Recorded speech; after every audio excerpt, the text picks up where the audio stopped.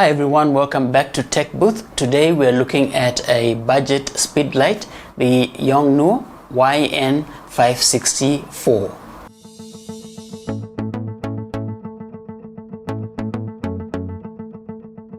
The YN564 speedlight from Yongnuo is a really good budget speedlight. It is inexpensive. It's also a universal speedlight, and what that means is when you look at the bottom of the speedlight, you'll see that there's only one pin, which is the firing pin that receives a signal from your camera for the flash to go off. And because it's one pin, it will work on any camera model that has this one pin protocol.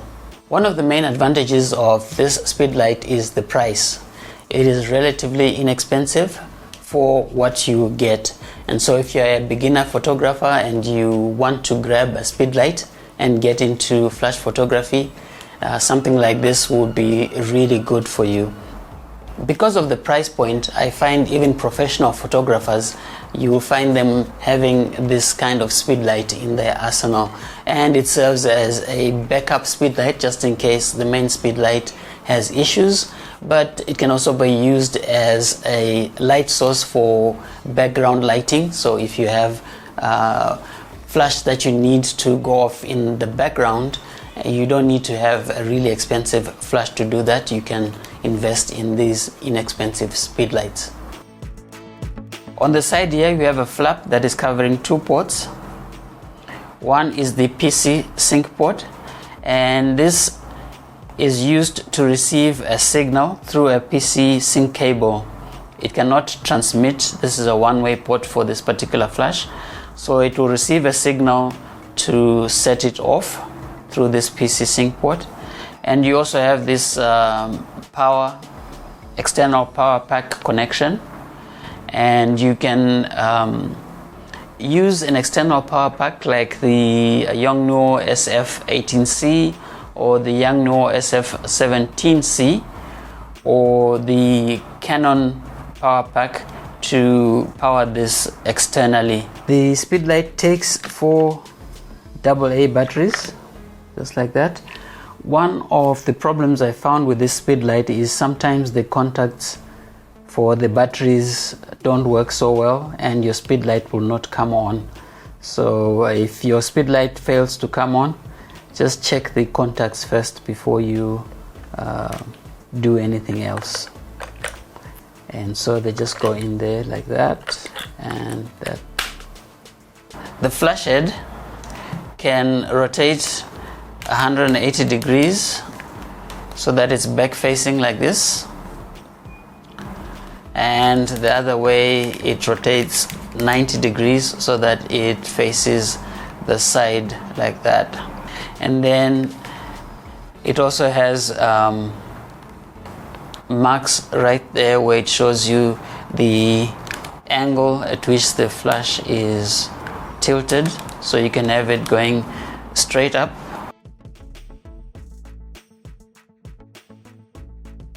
Like most speedlights, this comes with a wide panel diffuser that comes out. So when this is down, the angle of the light coming out is diffused in a wide pattern than when it's not. And then you also have this bounce card that you can use to bounce light off instead of having direct flash. You have to be a bit careful with these because if the flash drops while this is out, then that breaks very easily, like what happened to this one. It fell and it broke. The front of the flash has got all your controls. You have the on and off that you press for about 2 seconds and it comes on. You also have your pilot light. It's green when it is charging, and then it is red when it is ready for use. So when this goes to red, it means the flash is charged up and will fire. So this pilot light also acts as a test button So if you want to test your flash, you just press that and the flash goes off. The other use for this button here is as a warning when the flash overheats. When it gets too hot, this light here flashes between red and green, and the speed light is locked. You can't use it until it cools down. This light shows you when this speed light is receiving a signal from a transmitter like this one here that I have on top of this camera.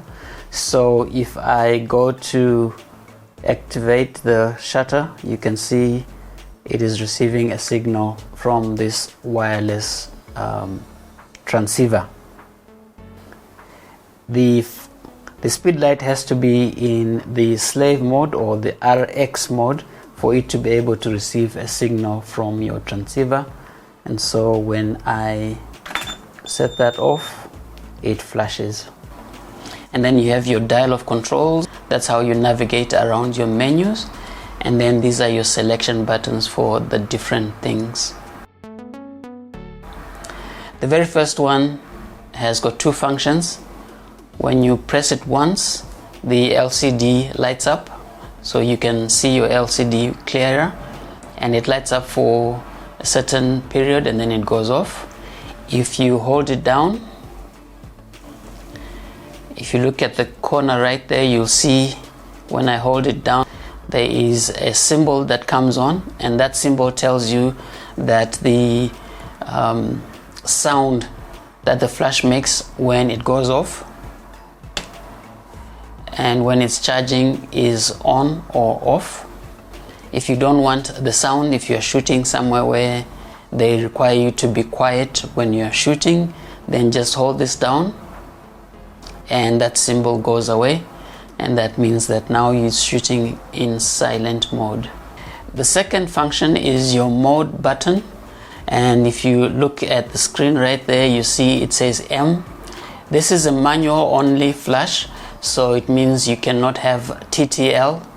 What that means is you have to adjust the level of flash output yourself, and that M right there stands for manual. That's the mode that you're going to be shooting in most of the time. When you press it, it toggles between M and multi. Multi is what we call the stroboscopic mode. This is for specialty photography, so you'll probably not use it much. You will see these two settings in the multi mode. One says 3x here and another one says 10 Hertz. And what happens in the multi mode is that the unit will flash multiple times, very short bursts, multiple times when the shutter is open, and those times are indicated by the first figure. So in this case, this flash will go off 3 times, and the 10 Hertz refers to the frequency of the flashes in seconds. So the flash will go off 3 times at 10 times per second. So if I test this flash right now, it will go off 3 times. There you go. So like this, it's going off 3 times at 10 times per second. If I want to change this, all I do is press the center dial and that starts flashing, and I can increase that using the left and right buttons. So if I want it to go off, let's say 8 times, and then want to change the frequency, I can press that again and I can change the frequency, let's say to 15, and then accept that. So if I test it now, it will go off 8 times, just like that. And this is the kind of photography you can do with this setting. Now when you're in M mode, you see this indication that shows you the flash power. This is 1/8 power, and for you to be able to move through the different power settings, you use this multi-dial at the bottom. So if I use the top and bottom one, I go through at 0.3 intervals. So the flash power goes up or down at preset intervals. If I use the left and right buttons, it goes up in whole steps. So if you want it to go up in whole increments like that, you use the left and right. If you want to do more refined adjustments to the flash power, you use the up and down. The next button, which has that zigzag and a Wi-Fi type symbol, is your wireless transmitter modes. And so when you press that, you go into the different wireless modes of your flash. The first wireless mode on this 564 is what is called the TX. On some flashes it's called the master mode, and this is the mode you want to use when you are using this trigger to control other flash units. And as soon as you go into that transmitter mode, you get additional information at the bottom, and the information that's important for us is the channel and the group. So you can have multiple flashes, have this on your hot shoe on your camera, and you can control all the settings of the other units using this unit. The only thing you need to be sure of is that you set your channel to the right channel, and to do that you press these two together until that starts flashing, and then you can move using this button to set the correct channel. You use the middle button to accept that setting, or you can just let it flash until it stops like that, and that has set the channel. Remember, we are controlling one or more other units that are compatible with this unit, so they need to be on the same channel. But then you can also set groups. You can control up to 3 groups of Speedlight using this one Speedlight. So let's say you have 3 Speedlights that you want to control, and you want each Speedlight to have a different power output. How do you do that? On this Speedlight, you can see we are on channel 5. So what I need to do on the other Speedlights that I have is to make sure that they are also all on channel 5. And then now I set each of those Speedlights to a different group. So like I said, I have 3 Speedlights. I will set one Speedlight to group A. I'll have my second Speedlight in channel 5 but group B. I change my third Speedlight to group C. The group setting is what you're going to be using to now control the other flash units to set the power. And now you can use this flash unit to control and set the flash power on each of those flash units separately.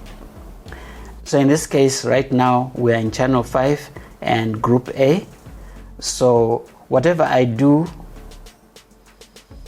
on this unit, like changing the power, those power settings are being changed on the flash unit that is in group A. When I change the group by toggling this center button, we're now in group B. You see the setting is different. So it means for group B, once I set the master to group B, I am now controlling whatever flash that is in slave mode to, I'm now changing the settings for that flash or those groups of flashes that are in that group. So when I do this,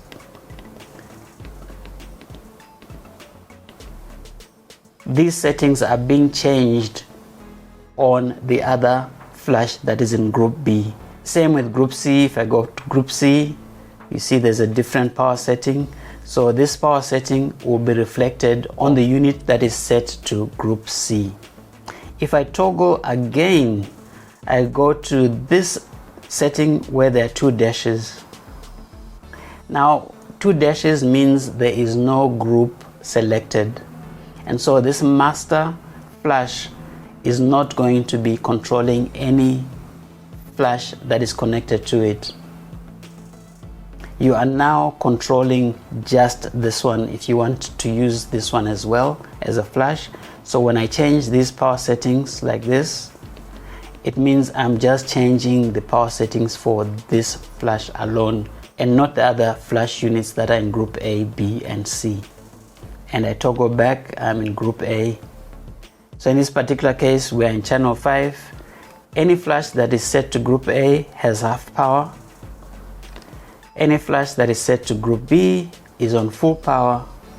And any flash that is set to group C is 1/32 power. And then this flash is set to 1/64 power. Once you've made all your settings, all your adjustments, using the pilot on the master will make sure that all your flashes are in sync with the master flash. And then when you press again, you go into the receiver mode, which is your RX mode. Just switch that on. RX is your receiver mode, or on some flash units it's called the slave mode.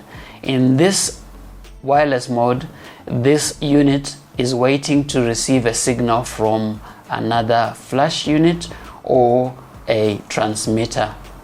So you're setting it up to receive a signal from a transmitter. And so in receiver mode, what is important is the channel. So it must be on the same channel as whatever you're using to transmit, either a transmitter or another 560 Mark IV flash unit. This has groups all the way up to F, but remember, when this is in the transmit mode, the 560, so if you're using a 560 to transmit, only 3 groups are available from A to C. If we go on further, you go into 2 modes that are called the optical sync modes. In the optical sync modes, there's S1 and then there's S2. You can trigger this flash using the flash of another speedlight. So the flash will respond to another speedlight going off because there's a sensor at the front of this unit that senses this light that comes from another flash, and it will go off. The difference between S1 and S2 is that in S1 mode, the flash will respond to the first pre-flash that goes off before the main flash goes off on those other speedlights. In the S2 mode, the unit ignores the pre-flash and only responds to the main flash coming from another speedlight. With this mode of triggering this speedlight, it means you can trigger this speedlight using any brand of speedlight. I have here my Godox TT600 and I've set my Yongnuo to the optical sync mode. When I set off the Godox, don't know if it's clear, but that also goes off. So it sees the Godox go off and it triggers this one. And then when you go back to your manual mode, and in the manual mode, this is the mode that you will use when you are having this flash just on top of your camera and you're just controlling this unit alone. It's not receiving anything and it's not sending anything. And once it's attached like this, it works just like that. And then our last button here is our zoom button. So the zoom helps you to match the zoom level to the focal length of your lens. So this and this should match for best results. And this goes all the way up to 105 and down to 24. So 24 is your widest and 105 is the narrowest band. Now let's go back to these buttons. You see in the middle there is an FN that stands for function. When you press these two together, you go into this setup menu. Usually you don't need to worry about that, but basically you can cycle through different settings that you can change. For example, the sound in that case is on, the LCD. So you have different settings in the sleep mode. I would say the most important settings will be this one, which is your radio frequency. That's the frequency that the unit is going to operate on. If you are using it in combination with other triggers, you want to make sure that that frequency matches. The other one that's probably important is the clear. This sets the flash to its default factory settings. So if you make some changes and your flash is messing up, then you need to set it back to default settings. You can clear. The other thing that you can see there is the ACT. That stands for activation. Again, this might not be very important because this is used to activate the older Yongnuo 560 version 3s, so that they are able to receive a signal from this version 4. For you to be able to use the activate function, you need to be in the TX mode. So once you get to the TX mode, you press the two of these and you get into the activate mode. Now this is already activated, so you won't see anything, but basically you just activate it by pressing the center button. The display on an unactivated 563 will go wild, and then it will settle down and it is activated. And that's it for Tech Booth today. The Yongnuo YN564, a really good budget speedlight for that beginner photographer or for just spare speedlights to have around. See you next time on Tech Booth.